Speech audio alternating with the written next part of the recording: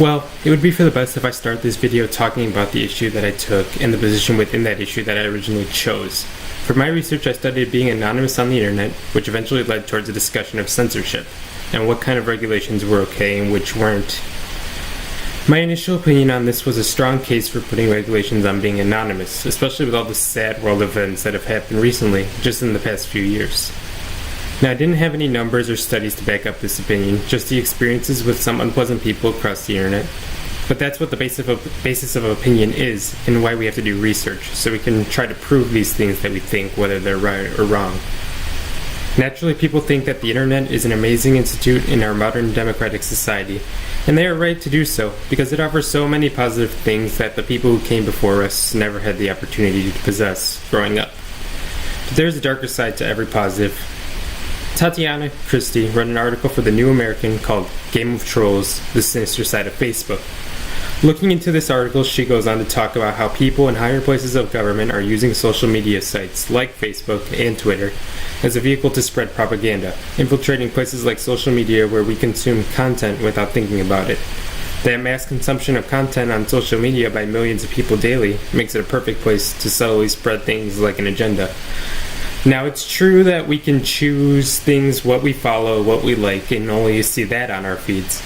But even now, governments are smart enough to recognize that by pulling in analytics and even going so far as to tailor how we look at things so they can reach us. Okay, maybe we're smart enough to see past these kind of small tricks that might be played on us. For the sake of argument, let's say that we are keen enough to spot such mechanisms to manipulate us and move to something more close to home. Before I get into the next point, I think it would be for the best to define what a troll is in the case of the internet. A troll is a person who makes a deliberately offensive or provocative post online.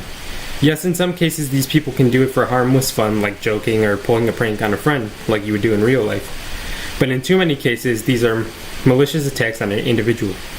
One such person who experienced this dark side of online masquerading was Lindy West, who shared her experience through a piece she authored for The Guardian. She goes on to tell about this one person who imitated her deceased father on Twitter and spent the next handful of months tormenting her with the face of her dead father.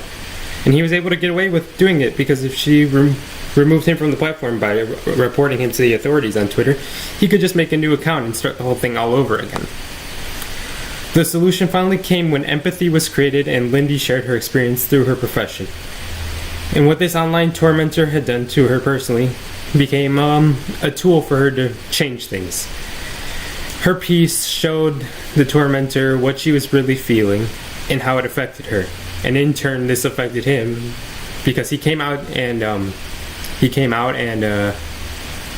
told her that the only reason he was doing it was because he was uncomfortable with himself and jealous of the way she was comfortable in her skin, something that he wanted for himself. Now, while this is one good case of things working out in the end, most cases don't end up like this, where the victim will remove themselves from the platform, or the troll will move on to a next target so they can spread their spite and anger towards another misguided target. Now, I've pointed out a few negative impacts that the internet can have on people, so I'd be misguided myself if I didn't show the benefits of a free internet and how important it is to us as Americans. Paul Bischoff created an online blog detailing the number of steps a person could take to ensure their internet security called How to Remain Completely Anonymous and Hidden Online. This is just one of hundreds, if not thousands, of similar blogs, which alone, by its number, expresses how important it is for us as Americans to keep our internet security safe. And, well, the steps that we go through, as detailed and almost unnecessary as they are, is just as important as an indicator. From its creation, the internet was made to be free for people to use, and it was a privilege that people latched onto immediately. It became as important as freedom of speech in some cases, because the internet turned into a tool that allowed a person to express themselves like they were never able to before, getting into direct contact with celebrities, people we look up to, friends that could be across the world. It didn't matter. The internet gave us that tool. There have been experiences, though, with the C-word censorship, like in South Africa. Constance Bitso wrote in the South African Journal of Libraries and Information Science that even the perception, the mere idea of being censored would create a massive backlash. Think about it like this. If you had something that was always there and ready to be used at a moment's notice, then someone came and tried to take it away, how hard would you fight for it? How much would you sacrifice to try and keep it? This is the case in America, where even the thought of trying to censor the internet, take away our freedom, take away the being anonymous on the internet, would be fought with tooth and nail against by using the banners of free speech and democracy. The First Amendment quickly became attached to the anonymous person on the internet, whether right or wrong. Associating what is American democracy's most valued treasure in this debate skyrocketed the emotional side of it, and now most of the debate rages on whether or not we keep it or we get rid of the anonymous user. This might be an incorrect way to address it, because instead of the issue being right or wrong, this should be examined through a lens of many different issues like social values, psychological harm and benefit, or even physical health, because if you're being stressed out so much by someone attacking you that it creates health problems, then you're being affected physically, or at least that's my opinion. This is what Gary Marks also tries to inform his readers about in his academic writing for the Asia Pacific Review. So there's some credibility to that, at least in this instance.